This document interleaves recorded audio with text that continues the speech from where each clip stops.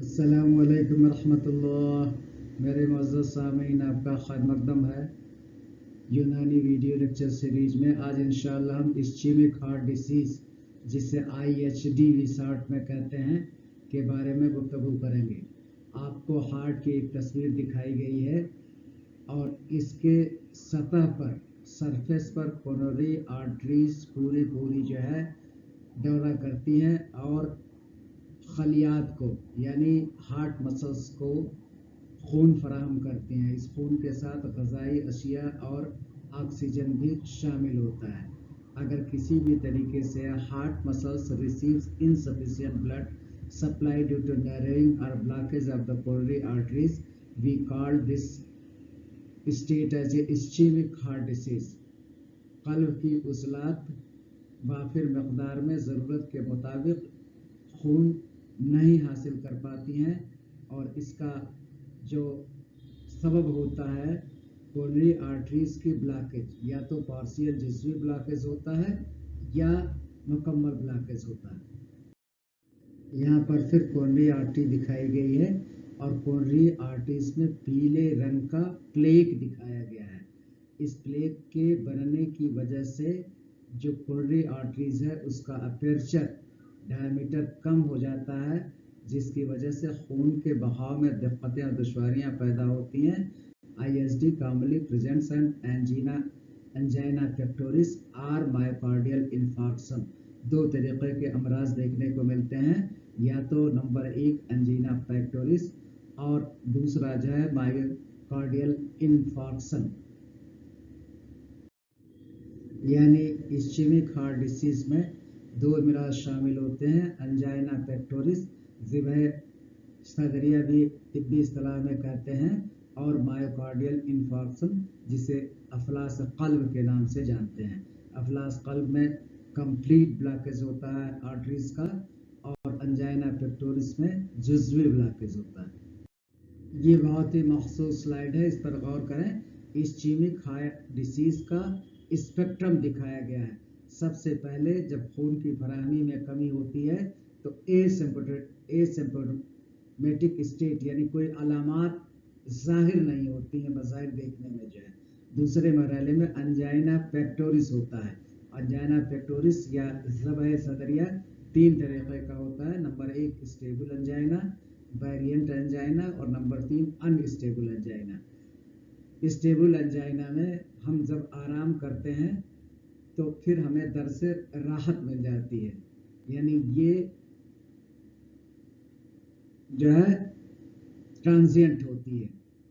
दूसरा है वेरिएंट, हमें पेन परसिस्ट करता है आराम करने के बावजूद भी दर्द में कमी नहीं होती है। इस दर्द का फिजिकल एक्टिविटी से कोई वास्ता नहीं होता है। पहले में फिजिकल एक्टिविटी के बाद आपको दर्द पैदा होता है और आराम करने के बाद दर्द ख़त्म हो जाता है, उसको स्टेबल एंजाइना कहते हैं। जबकि वेरिएंट एंजाइना में इसका किसी भी एक्सरसाइज या स्ट्रेस से वाबस्तगी नहीं होती, बराह रास्त ताल्लुक़ नहीं होता है। ये दर्द कायम रहता है आराम करने के बाद भी। और तीसरा जो है अनस्टेबल, ये सबसे ज़्यादा शदीद होता है और इसके बाद जो है मायोकार्डियल इन्फार्क्शन देखने को मिलता है। इसीलिए इस अनस्टेबल एंजाइना को प्री इन्फार्क्शन एंजाइना भी कहते हैं, यानी इसके बाद शदीद दुश्वारी पेश आने वाली है। और तीसरा आगे है मायोकार्डियल इन्फार्क्शन। मायोकार्डियल इन्फार्क्शन तीन तरीके का होता है। ट्रांसम्यूरल, जिसमें फुल थिकनेस मायोकार्डियम की जो तीनों दीवारें होती हैं वो फुल थिकनेस इन्वॉल्व होती है। सब इंडोकार्डियल में जुज़वी तौर पर मुतासिर होती हैं और लैमिनार में कहीं भी मुतासिर हो सकती है। इसके बाद क्रोनिक इस्चेमिक डिसीज देखने को मिलता है। उसके बाद सडन कार्डियक डेथ देखने को मिलती है और ऊपर से नीचे की जानिब बढ़ने पर यह ISD की शिद्दत बढ़ती चली जाती है। इस पूरे को स्पेक्ट्रम ऑफ ISD के नाम से जानते हैं। आइए एक एक करके जो है तारीफ पढ़ते हैं। Ischaemic heart disease is a condition in which the heart muscles receive insufficient blood supply due to narrowing or blockage of the coronary arteries. It commonly presents as angina pectoris or myocardial infarction. Ischemic दिल की बीमारी की वह हालत है जिसमें दिल के पुट्ठों को खून की फराहमी कम हो जाती है क्योंकि कोरोनरी शरीयानें तंग या बंद हो जाती है। ये अमूमन अंजाइना या हार्ट अटैक की सूरत में जाहिर होती है। जैसा कि ऊपर के स्लाइडों में आपने पढ़ा कि दो अमराज देखने को मिलते हैं, अंजाइना पेक्टोरिस और मायोकार्डियल इन्फार्क्शन। अब अंजाइना पेक्टोरिस की तारीफ समझते हैं। Angina pectoris is a chest pain caused by temporary insufficient blood supply to the heart muscle. angina pectoris दिल के उजलात को आर्जी तौर पर खून की कमी की वजह से होने वाला सीने का दर्द है। ये आर्जी होता है, आराम करने पर ये दर्द खत्म हो जाता है, तब इसको हम अंजाइना पेक्टोरिस के नाम से जानते हैं। आइए मायोकार्डियल इन्फार्क्शन को समझते हैं। Myocardial infarction is the death of heart muscles due to sudden blockage of coronary artery causing severe ischemia. Myocardial infarction वह हालत है जिसमें कोरोनरी शरीयान अचानक बंद हो जाती है और जिसकी वजह से दिल के पुट्ठे का हिस्सा मर जाता है, नेक्रोसिस हो जाती है।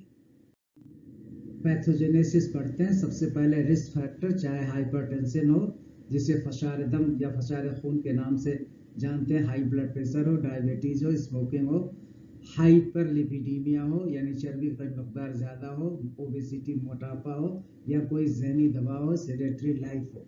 तो सबसे पहले इसकी वजह से एंडोथेलियल सेल इंजरी होती है, उनके अफ़आल में खराबी पैदा होती है, increase permeability to LDL plus inflammation, low density lipids की मकदार बढ़ जाती है क्योंकि इनकी परमेबिलिटी खलियात के अंदर और बाहर जो है जाने इनका आसान हो जाता है और खलियात में सूजन देखने को मिलती है। फिर फैटी स्ट्रिक फॉर्मेशन, फैट के चर्बी के छोटे छोटे टुकड़े बनने लगते हैं, smooth muscle progression plus lipid accumulation, atherosclerotic plaque formation, ये सब के जो चर्बी के छोटे छोटे जर्रात जमा हो जाए उसके बाद एथेरोस्क्लेरोसिस प्लेक फॉर्मेशन। एथेरोस्क्लेरोसिस शरीयान सख्त हो जाती हैं और साथ ही उसमें प्लेक बन जाता है। प्रोग्रेसिव कोरोनरी आर्टरी नैरोइंग और प्लेक के बनने की वजह से कोरोनरी आर्टरीज का शरीयान रास्ता तंग हो जाता है, रिड्यूस कोरोनरी ब्लड फ्लो, खून की मकदार कम हो जाती है, मायोकार्डियल इस्चीमिया देखने को मिलता है। Oxygen supply is less than myocardial demand, जितना उजलात को ज़रूरत है ऑक्सीजन की उतनी मकदार में ऑक्सीजन फराहम नहीं हो पाती है, ज़रूरत के मुताबिक ऑक्सीजन फराहम नहीं हो पाती है, तो इसको हम अंजाइना पेक्टोरिस के नाम से जानते हैं और इसमें सीने में दर्द पैदा होता है जो आराम के बाद थोड़ा सा राहत हो जाती है, लेकिन जब ये और शिद्दत अख्तियार करता है तो आराम के बाद भी राहत नहीं होती है और फिर उसके बाद मर्ज अगले मरहले में। आइए अब यहाँ से जो है दो रास्ते होते हैं, two possible pathway after angina. पहला है chronic ischemia, persistent reduce blood supply, खून की फराहमी लगातार कम होती चली जाती है। मायोकार्डियल फाइब्रोसिस, उजलात सख्त हो जाती है, फाइब्रोसिस फाइबर बन जाते हैं, मायोकार्डियल फाइब्रोसिस हो जाती है। एंड वेंट्रिकुलर डिसफंक्शन, और वेंट्रिकल्स के कारकर्दगी में फसाद बर्पा हो जाता है। इसको हम क्रोनिक इस्चेमिक हार्ट डिसीज के नाम से जानते हैं और यहाँ से हार्ट आपका कल्ब काम करना बंद हो सकता है, एरिथमिया या इरेगुलर हार्ट बीट देखने को मिल सकती है और कार्डियक डेथ इसके बाद जो है देखने को मिलता है। अब दूसरा पाथवे यह है कि प्लेक रप्चर करता है, जो चर्बी के जमा होने की वजह से प्लेक बन जाता है वो रप्चर कर जाता है। प्लेटलेट एग्रीगेशन, वहाँ पर जहाँ पर रप्चर होता है प्लेटलेट टूट पड़ती हैं, सब वहाँ पर इकट्ठा होने लगती हैं, कोरोनरी थ्रोम्बोसिस और खून जम करके शरीयानें बंद हो जाती है, इसको कोरोनरी थ्रोम्बोसिस कहते हैं। ये कंप्लीट आर्टेरियल ऑक्लूजन, पूरा का पूरा जो है शरीयान बंद हो गई, सीवियर प्रोलॉन्ग्ड इस्चीमिया, और ये कैफियत 20 या 30 मिनट से ज़्यादा देर तक जब कायम रहती है तो हमें मायोकार्डियल इन्फार्क्शन देखने को मिलता है, एरिथमिया या कार्डियोजेनिक शॉक के नाम से हम जानते हैं। यानी एंजाइना पेक्टोरिस के बाद दो तरीके के मरहले हो सकते हैं, एक में क्रोनिक इस्चीमिया हो सकती है और दूसरे में प्लेक कॉम्प्लिकेशन होता है जिसके बाद मायोकार्डियल इन्फार्क्शन देखने को मिलता है। आइए अहम अलामात को हम समझते हैं। शदीद सीने का दर्द, दबाव या जलने जैसा होता है।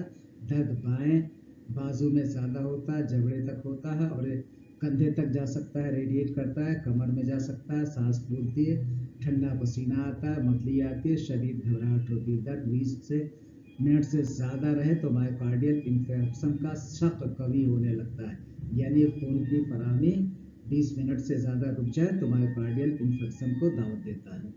हम इसकी डायग्नोसिस कैसे करते हैं? वो डायग्नोसिस इलेक्ट्रोकार्डियोग्राम से दिखाया गया है। ये PQRST वेव दिखाई गई है। जब मायोकार्डियल इन्फेक्शन होगा तो ST सेगमेंट एलिवेट हो जाता है। ये ST सेगमेंट आपको देखिए, ये जो है पूरा ऊपर की तरफ जो है एलिवेट हो गया। जो है ट्रोपोनिन का जब टेस्ट कराया जाता है तो इसकी मकदार बढ़ी हुई जो है आपको मिलती है। इको अगर करेंगे तो वाल मोशन डिफेक्ट होता है। एंजियोग्राफी करेंगे तो ब्लॉक्ड आर्टरी की तस्वीर आपको दिखाई। अब हम समझते हैं कि अगर 20 मिनट से ज़्यादा